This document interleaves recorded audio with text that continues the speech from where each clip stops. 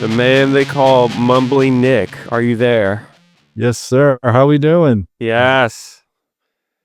I am excited to have you on to discuss this case, the West Memphis Three. I'm looking forward to your perspective. You seem to be a pretty pragmatic type of person, and you have a sort of a history with this case as far as the documentaries, Right. about the case, right? Yes, sir. Yes, sir. Quickly, I'll just tell you. I started working at I'm 46, so I was born in like 78. I started working at a video store in the late 90s. Shortly after Paradise Lost came out on video, so we had it in the store. I hadn't seen it on HBO. Right. I watched it, had no idea what to expect, and as I'm sure we'll discuss, Eddie thinks I was watching it and thinking they're guilty the first half, and then I was like, oh, maybe they're not. And then the second movie came out, and that's when I really started getting into it. And I'm a massive Pearl Jam fan, so I'm sure Eddie Vedder was a big booster of theirs. Funny story, took my wife to Pearl Jam concert, and Eddie started talking about it, and they even had T-shirts on it, and she loves Pearl Jam, but she felt uncomfortable because she thought they were guilty, like she didn't know anything about it, just figured they were guilty. Interesting. He thinks they're innocent.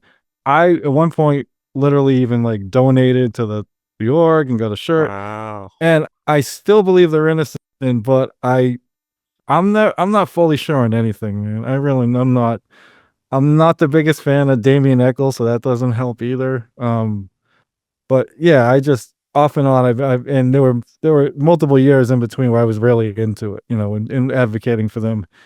And like, I'm not as positive anymore, but I still think they're innocent. But I won't even. I have trouble accusing anybody at this point because I've thought multiple people were guilty. Throughout this whole thing. Yeah, and I don't want us tonight. We're not going to, as I say, get the way you just said that with that Opperman on the last video. It's 30 years of all these different avenues. It's way, way too vast, and people have done that. What we're going to do is we're going to talk from the heart, and we're going to talk real life, and we're going to talk socioeconomic issues about it. And it's one of the things we talked about behind the scenes offline leading up to this.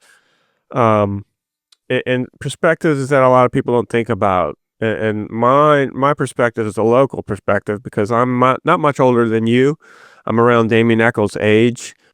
And of course, I'm in Memphis, which is a stone's throw from West Memphis. And I'll get into the geographical locations on all that stuff. But I have a very much a local perspective because I remember all. And I was getting the local news, the local newspaper, the local talk radio, which is very different from when it got popular with Paradise Lost on HBO in the 97, I think, when it came out. Something like that. Mid-90s. That was up until that point, it was a local story. Right. The internet wasn't. It was there, but it wasn't like it is today. I mean, the internet came to right around when the crimes happened, 94. I think that's the first time I actually saw the internet and got an email address. So the word didn't spread like it does now. So it was a very local story. And I'm going to talk about the local opinions that I've come in contact with, the local sentiment about it. And I'm actually going to be a little bit more opinionated than I was in my video with Ed. Ed was a guest. That wasn't the point of that video. Right. I've gotten a lot of feedback from you, which is why you're here. Some other people who didn't so much like what Ed had to say. But the problem with and we've discussed this as well, people on this case, they have a dog in the fight, so to speak. Absolutely. Yeah. Ed 110% believes they did it, right? Yep. And I respect that. I do too. Yeah, I don't agree with him, but I respect it. If he believes it, that's it's not open and shut either any way. So he got involved. He probably knows more about certain things than I know. So I'll have to take what he says. Yeah, but I think it's a lot simpler than people are making it. And there's a lot of straw man arguments and all that stuff that can take you in all these different directions. And depending on what opinion you have, you can use those things to boost your opinion on whether they did it or not, because that's what we're really talking about. Did they do it or not? And if they didn't do it, who did? So I do want to go through the usual suspects. I really want to focus in on Jessie Misskelley because I think he's the linchpin to it all. Yeah. And on both sides, he's in the middle because some people think he was taken advantage of. Some people take him for his word, like Ed Opperman and the West Memphis Three critics who believe they're guilty. But the people that believe they're innocent are just as far to the innocent side. I mean, it is 100%. Yeah, yeah. very polarizing. Yeah. I think I want to start with Eddie Vedder since you brought that up. Right. Because I asked Ed, I said, Ed, is Eddie Vedder just ignorant, or does he really believe he's that these three kids are innocent? Ed was I just think he's dumb. Now, I think the issue is coming out of that documentary, Paradise Lost, shaped a lot of people's opinions. And the narrative, is that they were just heavy metal kids, right? Different satanic panic, which was kind of going on more in the 80s than it was the 90s. And this is why these kids were just it was pinned on them. So that's what they went with. Eddie Vedder has no fucking clue whether they did it or not. No, correct. And he said, I actually saw this today, his interest in it was he identified with Damien Echols. Correct. Misunderstood, poor, I guess. I don't know if Eddie Vedder was poor, but they identified with the blacklisting of rock and roll kid with long hair and who liked hard rock and heavy metal. Yeah. Eddie is like my music idol, so that's something I totally felt that's where Eddie was coming from, even when I was full blown. I believe Eddie believes they're innocent, but I believe it's more he sees himself in those kids, mostly Damien, but sees himself and feels like that could have been me. I could have been, I mean, Eddie's from Illinois, and so not like the poorest places in California, but if he was, he feels like he could have been, the one they targeted because of the way they looked. But, as I'm sure maybe we'll get into, I learned stuff about Damien. It's like, I believe he killed dogs when he was, and like there's some stuff that never really came up in those movies that, and all the psychological valuations and stuff he had as a kid. And he was, now I'm going to go in two directions on this. When you hear that, when you see his juvenile records, when you see the fact that he was a disturbed kid, okay? That's not that uncommon. Right. We've all been in school. There's always that one disturbed kid. That doesn't mean they're going to go on and murder someone. That doesn't make them a suspect for the first hard crime that pops up in the neighborhood or the city. You know what I mean? Yeah. So I've seen a lot of Damien Echols growing up, and I'm sure we all have. Mm-hmm.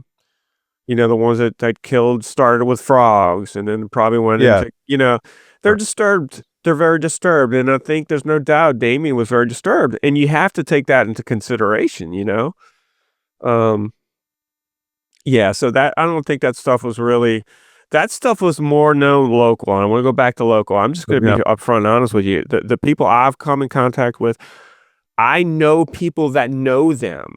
Have friends that are from Marion, Arkansas, which is connected to West Memphis. And that's really where a lot of them are from. So the streets talk, you know what I'm saying? Yeah. And the streets talk fast. And I think that's why a lot of that information in confession, or they all knew what happened. They all knew these kids were beat to death. They all knew. I mean, that was known. So I guess my point is that, most of the people around here think they did it before Paradise Lost came out. And a lot of that is Damien Echols' fault. I don't want to get too far into that, but he was a real smart ass. He looked like the type of person that would do it. Right. He did not help himself or the other two at all during that that whole ordeal. Not at all. Taunting, acting like he was happy to be there. Like he got his, even his attorney said, and other people say, he got off on the attention. And we're talking about the attention of 3 brutally murdered 7 and 8-year-olds. Why would you get off on that kind of attention? So to me, that's kind of, you know. Yeah, the opening scene to Paradise Lost is like the most disturbing opening scene of a documentary with just the bodies. Just it's crazy. And I'm sure he's seen photos, he's seen it a million times. You know, and so the way he was acting like that, it is like I feel most Jason Baldwin is the one seems to be the most, I don't want to say normal, but out of the 3, at least now anyway. And obviously Jessie Misskelley has his issues and almost seems remorseful at times, like, but even to this day, Damien turns me off, even the way he acts now. Like he's still like he's like the celebrity of the group. Yeah. If you look at the 3, we'll get into that post Alford plea, you know, where they got released. It's very interesting. You know, if you really get deep into this case and you start looking at home videos and stuff, there's these YouTube videos of them at the roller skating ring in West Memphis. Okay. That was a big hangout, or it might have been between West Memphis and Marion. It's very close, but that was a hangout. All right. And I know someone who worked at that roller skating ring that about the same age, and he's like most people around here. They think they did it, you know. Right. They have a reputation even over in, you know, coming over from Memphis. So,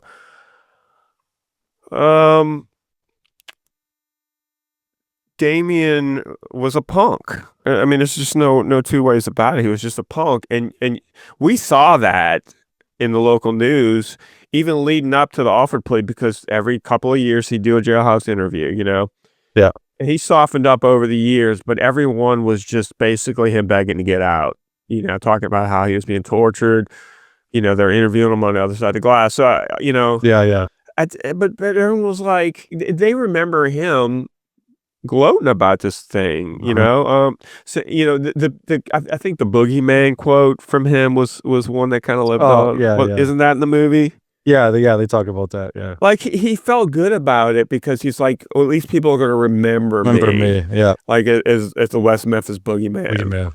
You know, so, but let's see where I want to go. Let me talk about West Memphis a little bit. Yeah. And one thing that Eddie Vedder doesn't understand, I think a lot of people don't understand, that Memphis is like probably where are you are in.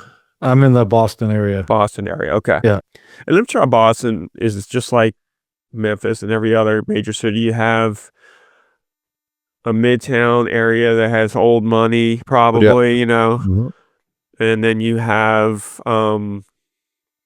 neighborhoods that are poor and black, neighborhoods that are poor and white. Yep. You know, a mix of all of them. But overall, like Memphis is probably more poor than it is with money. Right. And Arkansas is probably the same way. It's more vast with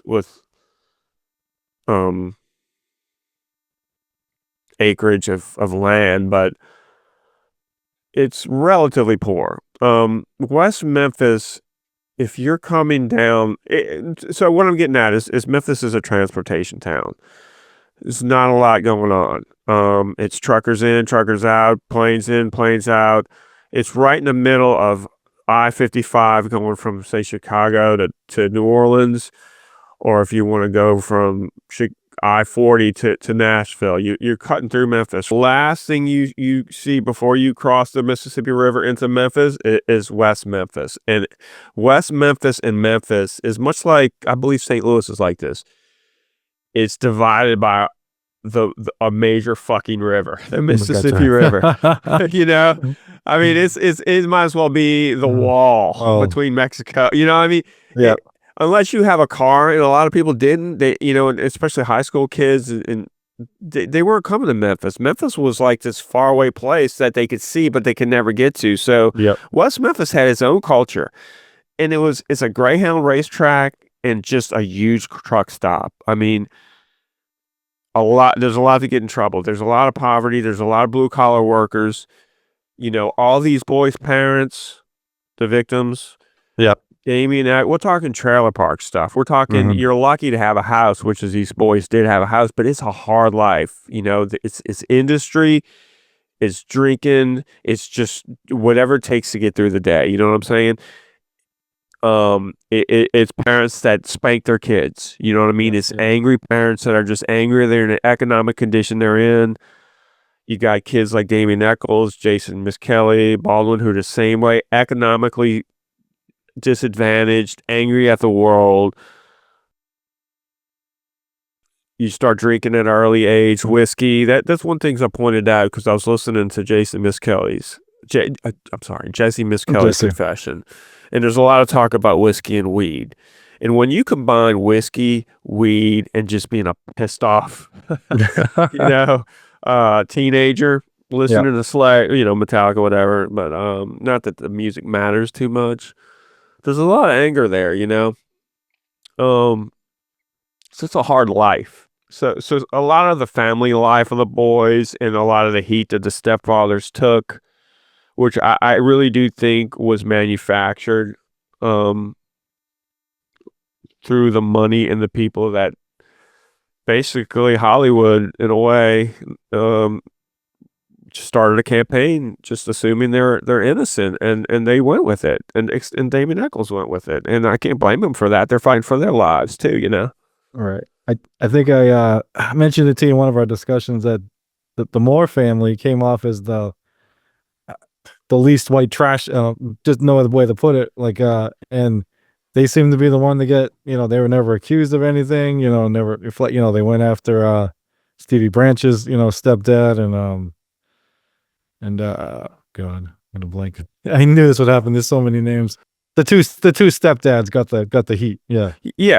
Because people outside of, I'm trying to think of how I want to put this. I do think being from the Deep South, like I am, born and raised in the Deep South, we do have a kind of a chip on our shoulder because we do feel like the rest of the country, the Northerners especially, East Coast, West Coast, think we're dumb. Yeah. Tom Hanks, perfect example on Saturday Night Live.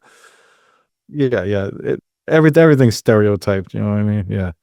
Like even up where I assume I know the poorness you're talking about down there because I've seen it, but it's different kind of poor up here. It's still poor, but it's like inner city poor. It's not, living in, I don't know, like not having a home and lucky if you got like electricity or plumbing, whatever. Like, I don't know if you're talking that kind of poverty down there, but I think they have that. Yeah. Okay. That's what I thought. So yeah, we have poverty up here, but it's not that poverty, that just seems like a whole new world, and it's had to play a huge part in this whole thing. Yeah, definitely. I'm going to say that the three boys' parents were probably doing better than, say, Jason Baldwin, Jessie Misskelley, and Damien Eccles' parents were doing. Gotcha. Doesn't mean they were suburban by any means. It just means they were they had their shit together a little bit more. They can go to the factory, put in a 9 to 5, and then come home and drink and beat the kids. And I don't mean that in a bad way, but I know what you're saying. It's a hard life. It's it's a stressful, hard life. And I think some people identified with that for the wrong reasons, but let's see where I'm going to go with this. I think it's a shame that the satanic aspect of it came to play. So on the satanic part, that's one of the issues with me is I never took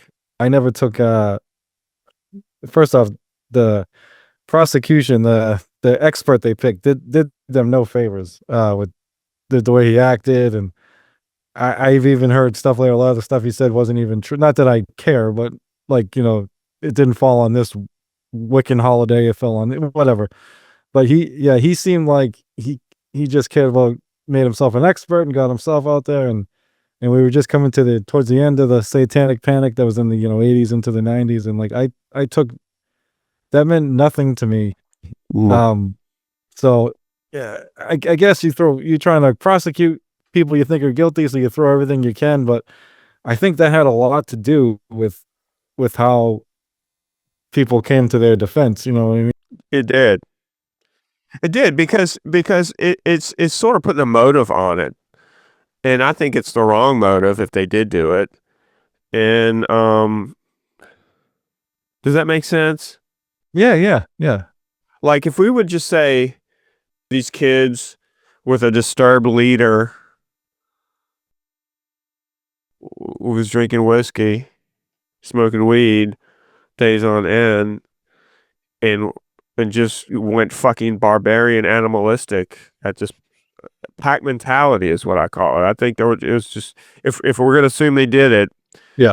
Which I'm leaning toward, and I'll say why. It was just it seems to me like it was just a pack mentality. You ever watch animals in the wild? You know how brutal it is. Yeah. It's just a brutal existence, especially if Right. you're an animal that can't protect yourself. Yeah. And I think it's just as simple as that. You could bring in Satan, Tannic, and all this stuff, but people are animals, man. We see it on X every day how people are animals. Oh my God, yeah. You know? And even if like the Satan thing, if anyone was satanic, which it seemed like it was only Damien. It doesn't seem like the other two really had any interest in any of that stuff at all. And you hear stories of Damien drinking blood from like, I think he was in like juvie or something like that. One of the kids got hurt and he drank blood, stuff like that. Well, he says he sucks it. I think that's what I heard. Yeah. Or he licks it. He licks it. Yeah, he calls it his medicine or something like that back in the day. So yeah, that's weird shit. But I don't think the other two did anything like that. So when you try and pin the whole thing on this satanic cult or whatever the guy tried to do, it didn't fly with me. So that really, that's part of what got me, leaning towards their innocence. And I'm also someone like, I'm big into physical evidence. I'm big into, a lot of that didn't seem to fit. So, but that's why I lean the other way, mostly that. And because I don't know if I don't know if they would have if they thought they had him, that they would have like let him go and everything. And Damien pushing for the DNA and all that stuff is why I lean the other way. But I understand why people lean, towards them, especially like someone like you. I'm sure you have information I don't have, like from the local news and living through the whole thing. I have a few documentaries and articles I read and YouTube videos, so. I think the problem is the satanic angle. I mean, like Gary Meese is a commercial appeal to newspaper in Memphis, the head newspaper. He is an author and he's wrote a lot of books on this case, and he is in the Ed camp, and Ed's been on his show, and he's definitely all about that. A lot of these people, Roberta Glass, they just hang on this satanic thing, and I think it just credits it all, if you just look at it for simply what it is, and I think that's called Occam's razor or something, what most likely happened. Yeah. I mean, there's a whole lot of evidence saying they were there. No. That they were in Robin Hood Hills, that they passed through Robin Hood Hills. And they didn't have, I don't like to use the word alibis, but because they weren't in the internet age, they didn't have cell phones. Right. It was really hearsay, whether they're there or not. But it just seems like there's overwhelming evidence to me based on eyewitness testimony, which you can't always rule 100%. But I mean, everything just points to them being there. You know what I mean? Yeah, I mean, I know they've definitely been there. I don't know if I put them there at that time. I mean, it's possible. I'm not saying it's not possible, but I always found it hard to believe that they could have pulled it off too. Like, things always change. Like, I remember the big story was it happened somewhere else and they had to hog tie him and take him there and all that stuff. To me, that's not even no way that happened. It happened there. You think it happened there? It probably happened at 6 o'clock, 7 o'clock. Yeah. I can see how it happened, and this is where location is going to come. It borders I-55, okay? Yeah. Interstate 55 is nonstop. It is leading to two bridges. Mm. One bridge goes to Jackson, Mississippi, New Orleans. The other bridge goes to Nashville to I-40. And you make that split at the very end as you pass in through West Memphis. This is a lot of traffic, a lot of transportation cutting through here. It's loud. It is loud. Now, I think, for me, we used to call it the trails, but it's just undeveloped land where there's trails. You could go BMX bike in it, things going on in there you don't want to get associated with. Could be drugs, could be sexual activity. Could be older kids up to no good, smoking weed, drinking. There's things that happen in the trails. Yeah. And I think it was one of those places. Now, it wasn't as big, it wasn't huge, but I could see it totally can happen, man. I mean, there's no one that can hear you scream. Do you think that whoever did do it, whether it was them or someone else, do you buy? Because if it did happen there, the theory I would go with is that the kids witnessed something they shouldn't have witnessed. Because I don't remember the kid's name, but it was like some who claimed that he hung out with those boys, and they would see men having sex there, or all kinds of weird stuff. I believe that. I 100% believe that. Now, I don't know. I 100% believe that kind of stuff is going on there. The same thing happened in Memphis. It's Overton Park, Memphis. Okay. Golf course, very big golf course, was right in the middle of Midtown Memphis. It was known that homosexual activity would happen in those woods, and it did. It did. I mean, there was a lot of signaling, and I'm going back to the 80s and 90s.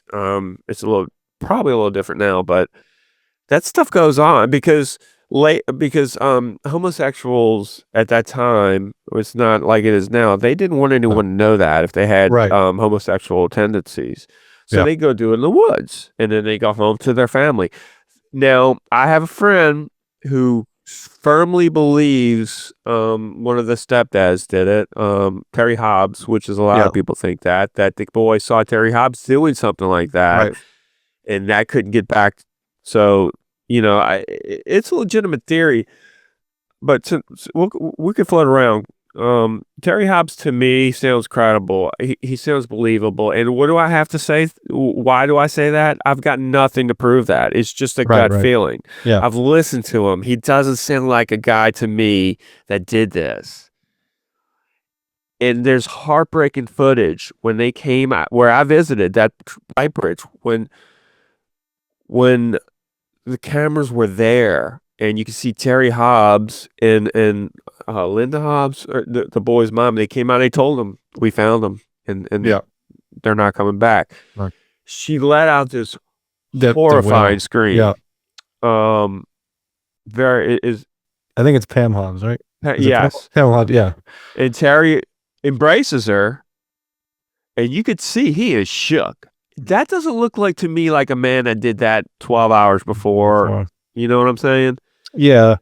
I think he was made the scapegoat. I could see that. Like I said, I'm afraid that because I thought that the Bowers guy, was it Bowers? Bryers? The other stepdad, I thought he did it at one point, and obviously that's what Christopher Byers' stepfather. Stepfather, yeah. He was very eccentric. He was always putting on a show for the cameras, and I'm going to do piss on their graves, and then I believe he got in trouble with the law and he was an informant for the cops or whatever. So always they covering for, I don't know, but then I remember shit came out and it wasn't him, or it's almost clearly not him. I know he's dead now. So then they moved on to Terry, and it's like, okay, that it fits with him too, but I fit with the other guy, so I don't want to keep just bouncing from guy to guy. So it's, they both have criminal past. They both, have weird behavior opposite. I mean, Hobbs was pretty quiet for the most part, while the other guy was eccentric or whatever. But I need more proof before I accuse any of these people at this point. It's just, I can't say I think the West Memphis Three is innocent, and then because I think complain that they're falsely accused, and then just keep accusing everyone else that was involved.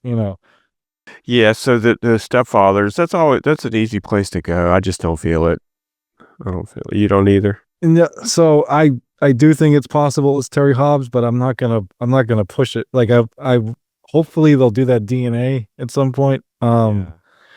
Even that, I said, I think I forget who said it, but someone tried claiming if his DNA is on any of the laces, then he's guilty. And we talked like if it's on his stepson's laces, they tried saying like you tie your shoes at that age. I'm like, yeah, some kids do, some kids don't, but even the ones that do, they don't tie it very well. So sometimes your stepdad's got to help you, or I mean, I might have DNA on. I got teenagers here. I grab their shoes and throw them out of the way. My DNA could be on a 13-year-old's laces, so that means nothing.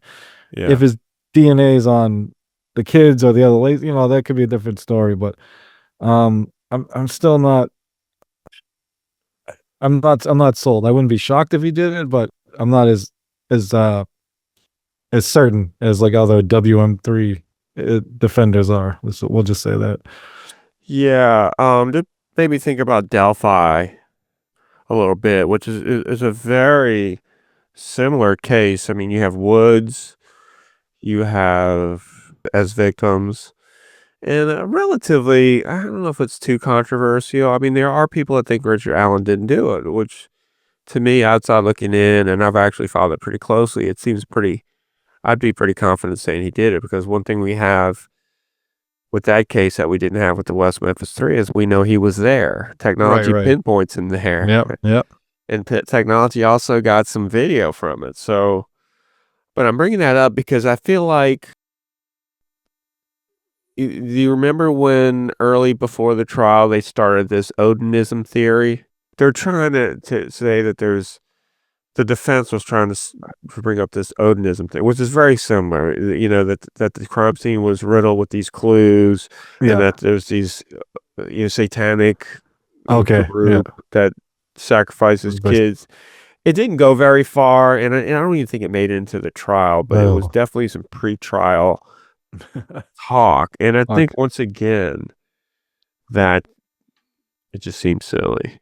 Yeah, I can't imagine. I mean, I'm sure that stuff this happened somewhere, but it's not. I don't know. Like I'm still. I think it was more of a crime of either opportunity or those kids saw something they weren't supposed to see. That's where I'm more leaning. Yeah, absolutely. I don't know. It's tough because like the evidence is like changed over like, oh, what was surgically removed with precision may have been an animal did it. You know what I mean? It's like things are always changing. So I don't know what to believe a lot with the physical evidence even. I know, but we have to break it down this way. And that's another thing about this case. I mean, everything's is just expert opinion. Yes, no one knows. Right. I mean, I guess there are some knife wounds or some things that you can say pretty solid happen. But even Jessie Misskelley's confession, I think, brought in some of that aspect of disembowelment or whatever you want, castration. Yep. Which is just horrifying. I was hoping it wouldn't be that. It really depends on whether you believe Jessie Misskelley or not, Right. Yeah. Yeah. And which Jessie Misskelley you believe too. It's I don't know. I don't know how much of his IQ, like some people say he's not as slow, as people say. It's like I don't know with him. He's tough. He's a tough one to read. And he's not talking, so it's tough to get anything out of him today. Yeah, and Simon sometimes speaks 1,000 words or 1,000 words or whatever. I think of them all post Alfred plea, which I do want to tell you that story too, the Alfred plea story. But we've talked about this offline.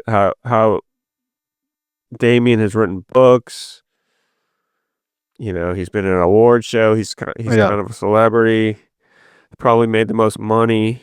Probably tried to make the most money out of it post release.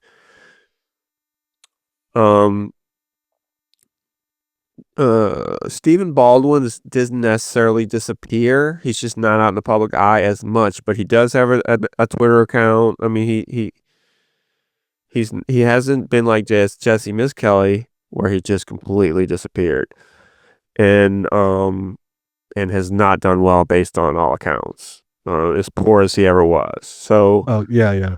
I've heard Jason Baldwin say he tries to. He can't even get a hold of Jessie Misskelley these days. Like, I think he only talks to like Dan and like the woman who wrote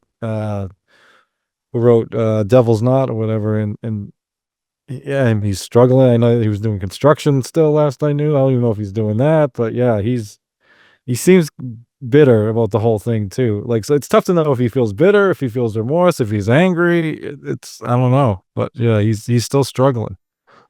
He's always been the weird one in this case.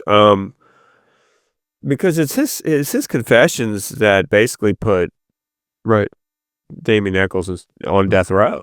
Yeah. You know, and since we're talking about the confessions, that's a big bone of contention between supporters and detractors. Right. And I delved into it a little bit, and I fell into that trap. With Ed, I said, "But Ed, he was basically retarded, you know." Yeah, in the first one, but those other ones, he wasn't being led. They weren't leading him, and they weren't leading leading the answers with leading questions. Are you sure you want to do this? I mean, it was not his lawyer. the interrogation confession. I mean, it just seems to me that it's most likely they did it, and his confession is legit. You know? Yeah, I respect that, but I always lean towards like how inconsistent his other ones were. They didn't make any sense. And supposedly, I don't think it's on tape or anything, but supposedly he felt, I don't know if someone may have told Jessie that just tell them what they want to hear and you can go home. They don't want you, they want that. Like so I don't know. I don't He's such an enigma. I don't know what to think of him. The first one, I don't think he's retarded. I think he's slow. I think, you can look at all three of them, and this is the problem with stereotypes. You can look at all three of them and say, oh, they're just backwoods Arkansas, West Memphis, white trash that aren't very smart. You can look and sound like Damien Eccles or Jason Baldwin or Jessie Misskelley and get perfect scores on the SET. You know what I'm saying? So I think he was the slower one of the three. Right. I think he was the brute strength of the three. And he was also wasted, probably. You know what I'm saying? And I was thinking about this as you brought that up. Like I could talk about my day yesterday, and I'll remember the major things, but everything in between, I couldn't give you accurate, accurate, portrayal. So I think it's they say a lot of what he said reflected on the wounds of the boys. Yeah, that'd be see, that's where. How much was any of that in the news? Do you know? That's what I mean. I don't know, like, if anything was out. I believe one of the things I watched, allegedly, and like I don't even know if this is true, but allegedly, Jessie had a friend who was part of, or knew someone who was part of the rescue team, recovery team, and told them about the wounds. I forget. Yeah, that doesn't surprise me. And I said that in the beginning. The streets talk, and it doesn't surprise me that bits and pieces, especially in a smaller community like West Memphis, bits and pieces leaked out from the moment those boys were discovered, right? And Ed, a lot of people bring up this, even all the videos we've seen, they bring up this the quote unquote softball game, confession where Damien's bragging about it, and he was. I just think he was. Well, it really depends on whether you think they did it or not. It's hard to say. Let's say he didn't do it. I think he was just. Oh, you think I'm a murderer? Okay, I'm gonna play that role for you. You know what I mean? I think he was just being a smart ass, like he always was in the trial. I mean, he is so unlikable in the trial. No one, I'm like I said, he's not as bad now, but I'm still not a huge fan of a lot of the things he. I don't know. Because you want him to do what Misskelley did. Yeah, or even Jason Baldwin, right? Or even Jason Baldwin, and try and do some good. I don't know. I don't know. I understand if he's innocent. I'm sure he's angry, and you want to capitalize while you can. But I don't know. You want some, not remorse if you didn't do anything wrong, but you want justice. You want to be more focused on that. And I know he's pushing for the DNA and everything, but yeah, well, I want to talk about that and why. But real quick to Misskelley, he's doing to me what someone would do if they did something and they got away with it and they served a time. Now, I don't know if it's PR. Damien Eccles, if he did it, he got away with it. So why does he keep wanting to bring in this DNA? To me, that points forward he might be innocent. If he's keeping this out there, what is his motivation to keep it out there? Right. That's a big one from now. It I think it points heavily towards his innocence unless he's playing a dangerous game of chicken and he figures they're never really gonna test it. It's always gonna get rejected by this court or that. So I can act like I'm innocent. But but I don't know I mean many things, but the big things that lead me to believe that they didn't do it were how he keeps pushing for that. And I can't believe that they would let 3 criminals go that did that to kids if they really thought they did it. I know they took a plea, but I don't know. Well, they did serve a lot of time. It wasn't like, I could understand even if they did do it, wanting to get out and sign whatever it takes to get out, Yeah. Like I know like Jason Baldwin supposedly didn't want to do it, and he did it for Damien. I'd be torn on that. I don't totally understand not wanting to admit you're guilty if you did it, but man, if I could get out after all that time, yeah. They can still plead their innocence. So yeah, I mean that's definitely a mark in Damien Eccles' court that he's pushing for this. And what this is, if anyone doesn't know, is there was some evidence that was lost. I mean, West Memphis Police, that's another thing. But the West Memphis Police is not Beverly Hills cop or police. You know what I'm saying? It's not, a big city. It's a very small town, and they don't have the resources probably. So I think that they were unfairly treated during all this. I think satanic panic might have led them to these 3 guys, but it doesn't matter what led them to it if they did it. Yeah, right. Got a confession behind it. So supposedly there's some evidence that was lost and has turned up, and it has DNA in it. And it's been held up in court. You can't just go willy-nilly testing evidence out and stuff like that. I mean, it's a process. And, right. This is a deal that was done. It was done in 2014 with the Alford plea. It said, we're never going to bring this up again. We're both going to separate ways. But it's kind of hard. You're hard pressed when now we have technology that we didn't have in 1994 with DNA. And what could happen is it could be nothing. It could be a quote unquote nothing burger. Yeah. I don't think no one knows. No, David right. Eccles doesn't know. It's pretty ballsy, if he didn't do it to take the risk of his DNA being there and being what they find. I didn't even think of that. Like, suppose he didn't do it, and some reason is whatever transfer or something. They find his DNA, or yeah. The worst part of that plea is that it stops the investigation pretty much. Like they, the state or whatever, still to them they're guilty and they did it. So these poor kids and their parents, they got no justice in this whole thing. Whether whoever did it, I just want to know who. They believe the parents believe they did it. I mean, in my opinion, based on what I've seen, I know the Moores definitely do. They think they did it. Yeah, and Pamela Hobbs, so she's going back and forth, but and I think the other 2 are dead. But yeah, and they went back and forth too. But it's easy to be, you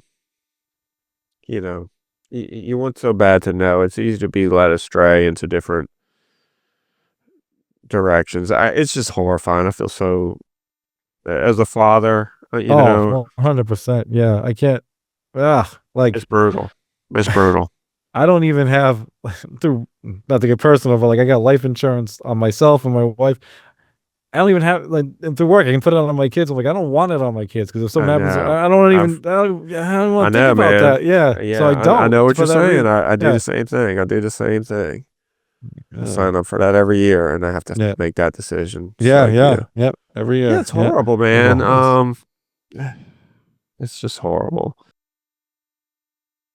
So apparently, this evidence has been held up in the courts, the smaller courts.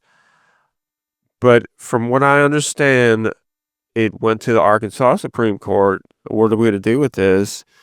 This lower court said, no, we're not dealing with it. It went to the Arkansas higher Supreme Court and sent it back down with a yes. I think that means it's going to happen. Yeah, I believe it is too, but and we'll see. It's been dragging for so long. It's like I don't know what's going to happen, but yeah, that's what I got out of it. But we'll see if they do it. If they didn't do it, I want to know they didn't do it. You know, I Yeah. don't. And if I have to apologize for something I may have said on these 2 videos, then so be it. Nah, man. No one. I don't think you definitely don't. You're saying what you believe. I'm saying what I believe. But we're both leaving the door open that we don't know. We're not going to be shocked. You know, I wouldn't be totally shocked if they did it. I'm guessing you wouldn't be totally shocked if they were innocent. So it is what it is. It's if I don't want this to happen, but if this crime happened 10, 20 years later, I think we know who did it. You know, with just the cell phones and all that stuff, it's tough. You know, It'd be interesting. I tell you what, man. It would be interesting to hear what Jessie Misskelley really believes and knows, and yeah, to at this day right now. Because really, unless he was completely blacked out, drunk, or whatever, right. and he knows if they were there or they weren't. You know what I'm saying? 100%. Yeah, yeah. Yeah. And on record, he said they were many times. You know, not just in the interrogation. No, you're right. Like even privately with his lawyer. Yeah. I think I may have told you when I was younger, I had a hard time even understanding false confessions. I'm like, no, I didn't think they were real. And now I've seen enough evidence where I believe it. But his confessions are some of the most frustrating. I don't know. Like I don't know how to explain it. It's like okay, in some of them, clearly he's being led. He's giving information that isn't true. So you're thinking he's innocent. Then, like you said, that later on his lawyer's trying to talk him out of giving a confession, and he's still doing it and doing it in private. I think he put his hand on a Bible. His lawyer made him, the whole whiskey bottle thing. Yeah, I believe. Yeah, what do you say? He threw a whiskey bottle that night, and they found it in that spot or whatever. Yeah, It which had is done some possible. time. You know? Yeah, who knows? He could have It's done not like some a other. bloody fingerprint at the Right, crime right. scene, but it's Yeah, something. yeah. Yeah. It's not. It's not. It's not insignificant, but it's not. Yeah. It helps one way or the other, I guess. But yeah, I just don't know how to take him. He's probably the key to this whole thing, whether they did it or not. But And no one, as yeah, far as I know, no one knows where he's at. yeah, He's living a hard life, though. yeah. Like it's And I'm not saying that from a conscious standpoint, just from an no, economic standpoint. right. I wonder if the other two offered to help him out at any point. I don't know if they have. Yeah.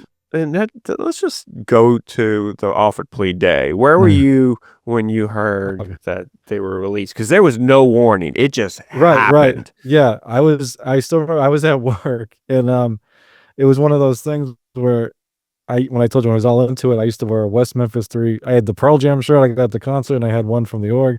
So I used to have buddies that weren't into it, and they would just bust my balls like, "Oh, look at Nick, he's promoting killers or whatever." Yeah, right. And one of them told me, they're like, "Hey, your boys are getting out or whatever." I was like, "What?" So I ended up putting it on the computer or whatever. But yeah, I was at work, and I called my did come out of nowhere. Like there was no inklings that this was going to happen at all.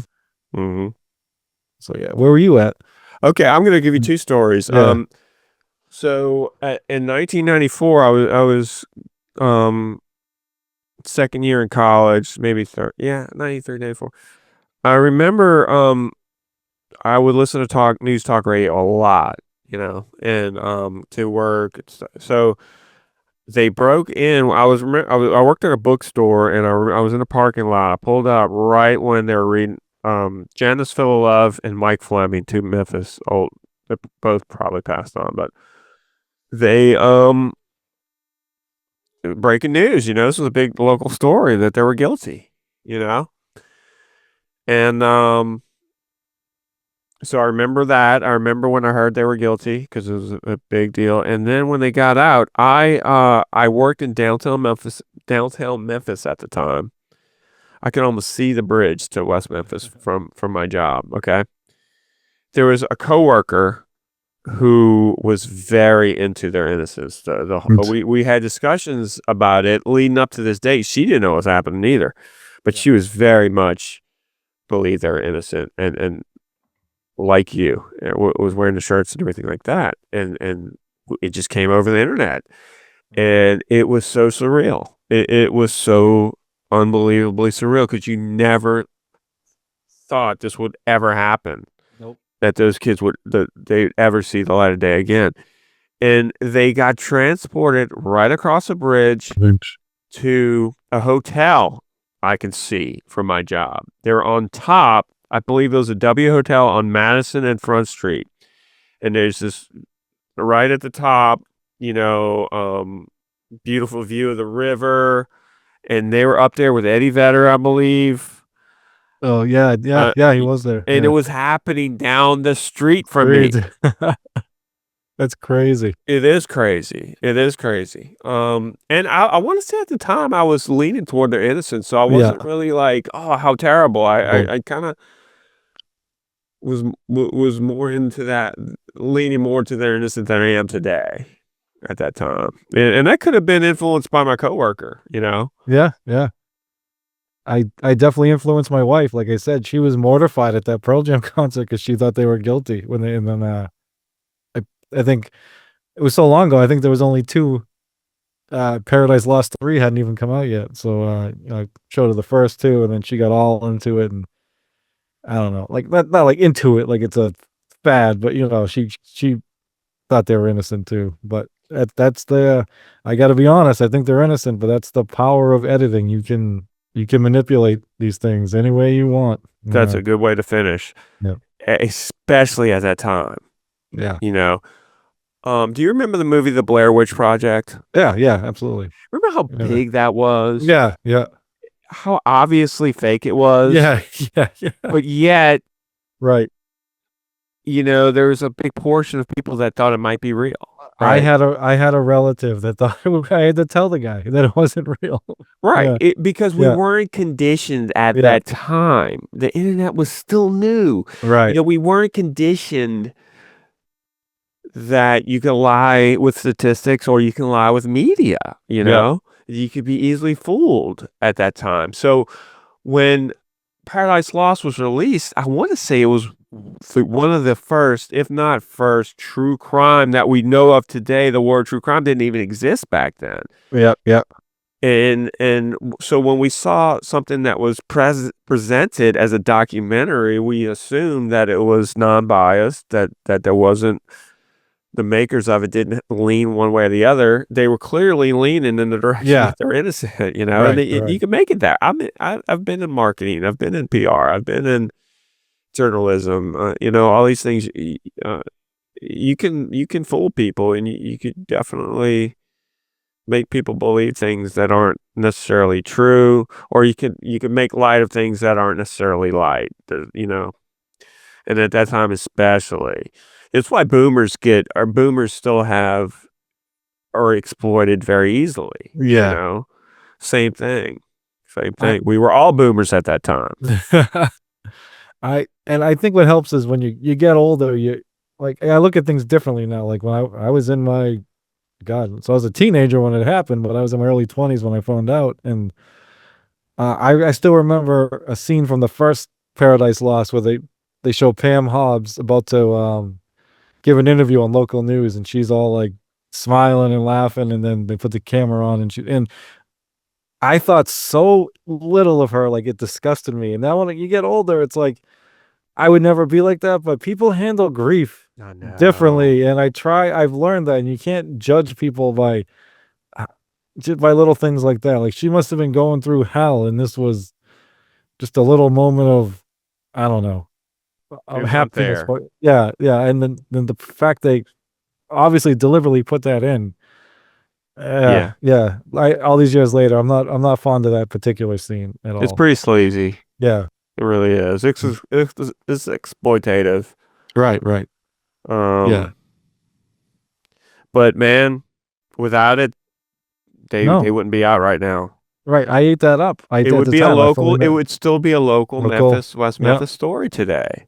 Sure, with the events of YouTube and all the tentacles of this case and so many different directions. Yeah, it would probably be a YouTube thing where people, are debating and going on. But I don't think they would get out like they.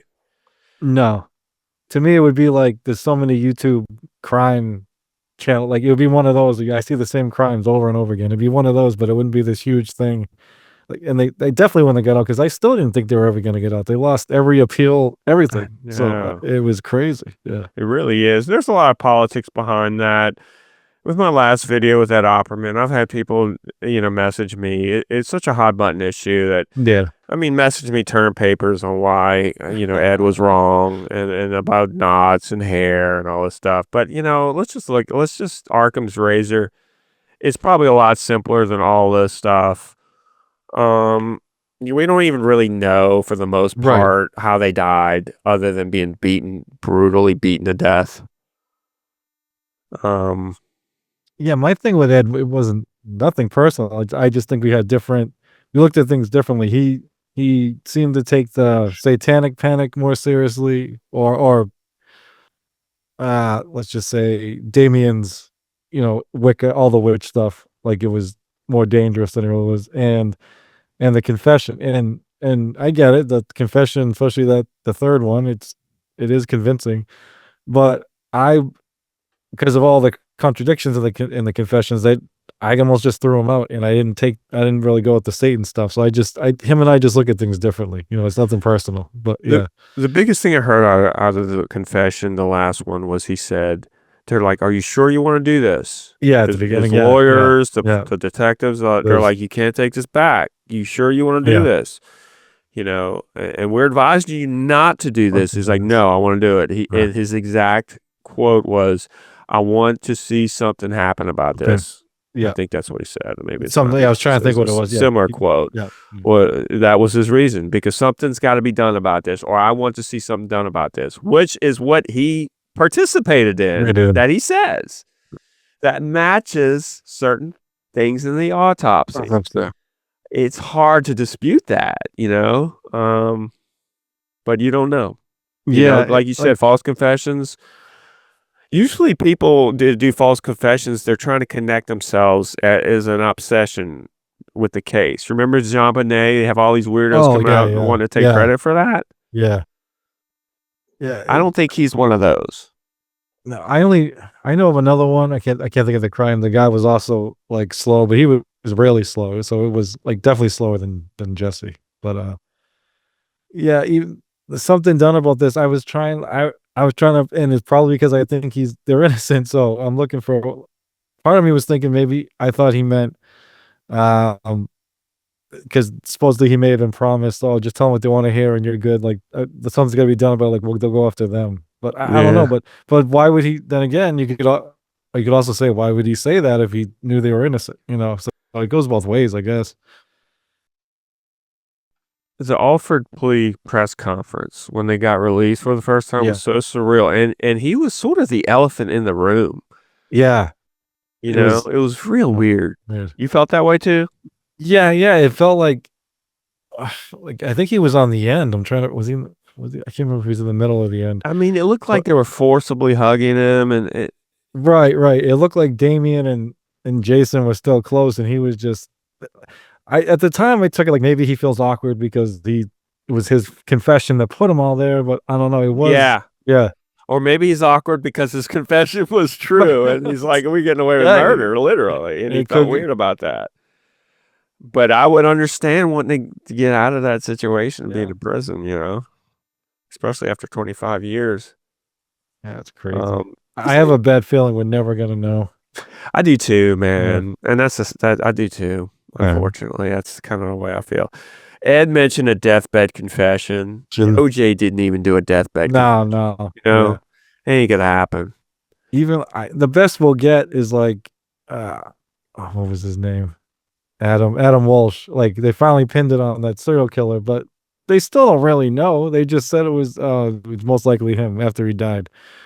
So I think the best we'll get is it was most likely this person, but we've got that already. We still don't know who it is. So it's like, I don't know.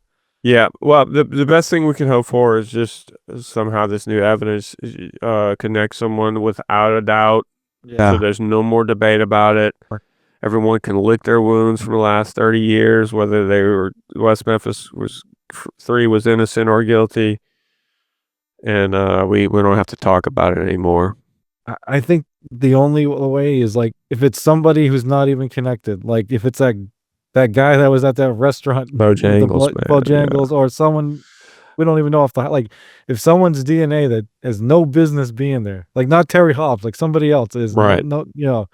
then will be undeniable. Like even if Terry Hobbs' DNA is all over the laces and all of them, then yeah, I'm gonna lean he's guilty. But there'll still be people, well, maybe not, because they're all friends. So maybe like we need someone's DNA that has no business being there at all. Yeah.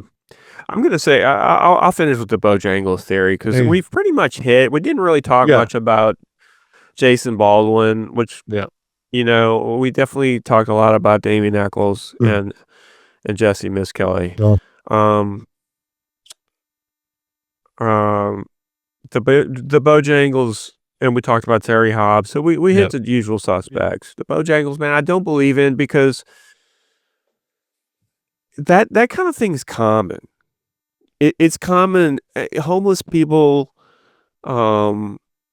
whatever you want to call them. Yeah. They're always cutting themselves. They're always going into public restrooms bloody and shooting up heroin. Especially at a truck. Like I said, West Memphis is a huge truck stop. All right.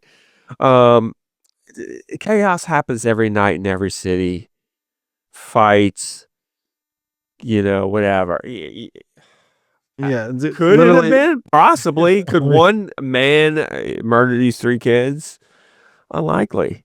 Yeah, no, I agree with that. Yeah. I'm just saying, I'm hoping it's somebody that, like I said, if it's someone's DNA that's in the database, they're a criminal, they had no business being there, it's, we'll finally know. But other than that, even if they find DNA on there, there'll still be people one way or the other who will, like, if Damien's DNA is on there, I'm going to switch. I'm going to think he's guilty. But I know a lot of people won't, they'll still. What a dangerous game for him to play, though. Yeah. I mean, I'm sure some people out there think that this is more PR. He doesn't have to do it. You know what I mean?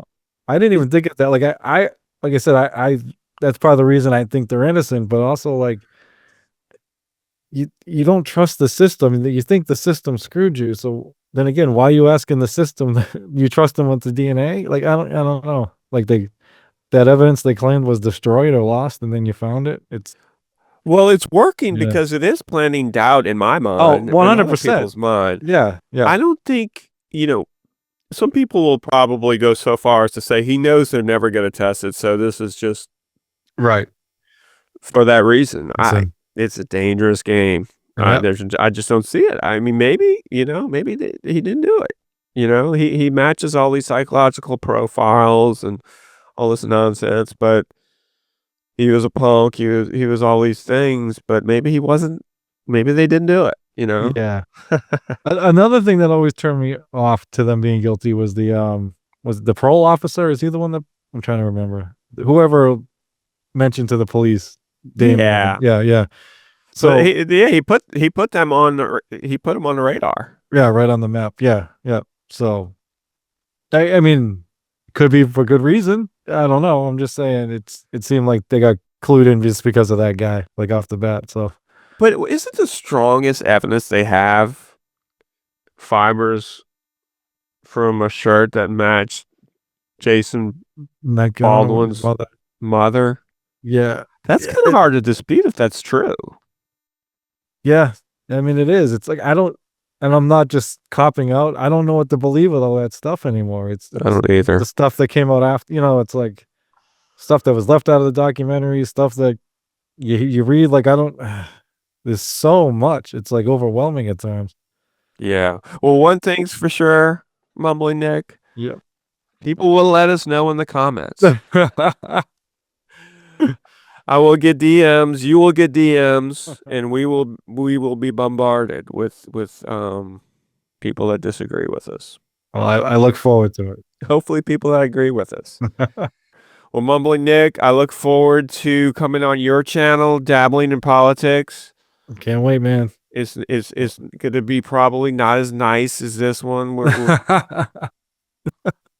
No, I do look forward to it. Me too, man. Me too. We'll have our moments, I'm sure. Yeah, we're both opinionated people, and then when you do a podcast, you have to be opinionated. You have to have, absolutely. You have to. No one wants to hear people just him and haw. So I'm going to be over on your channel. We're going to dabble in politics. We're going to talk about Dodge and Elon Musk and why I like it and why you don't. And I'll see you in the Dabbleverse. Sounds good, man. Thanks for having me. Thanks, Nick.